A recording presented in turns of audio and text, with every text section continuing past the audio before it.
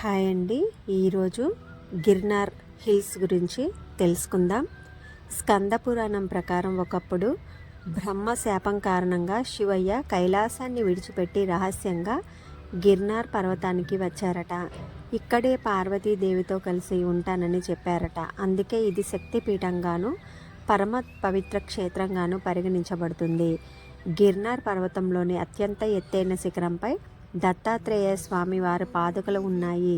ఎంతోమంది సాధువులు భక్తులు ఇక్కడికి యాత్రకు వచ్చి స్వామి వారి పాదుకలను దర్శించుకుంటారు. ఇక్కడ దత్తాత్రేయుని కమండల కుండం మరియు అఖండ దుని కూడా మనం చూడవచ్చును. మొదటి శిఖరంలో ఉన్న అంబామాత దేవాలయం ఒక శక్తిపీఠంగా విరాజిల్లుతోంది.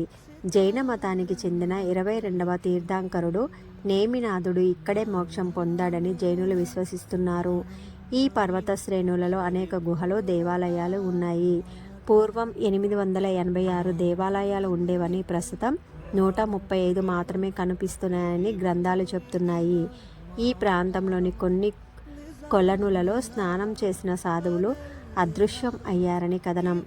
ఈ పర్వతాలు దాదాపు 60 మిలియన్ సంవత్సరాల క్రితం ఏర్పడ్డాయని మరియు ఇది 14 పర్వతాల సమూహం అని అశాస్త్రీయంగాను చారిత్రకంగాను ఉన్నాయి. 14వ అశోక శిలాశాసనం వంటి చారిత్రక ఆధారాలు కూడా ఇక్కడ లభించాయి. ఈ పర్వతాలు గుజరాత్లోని జునాగఢ్ ప్రాంతంలో ఉన్నాయి.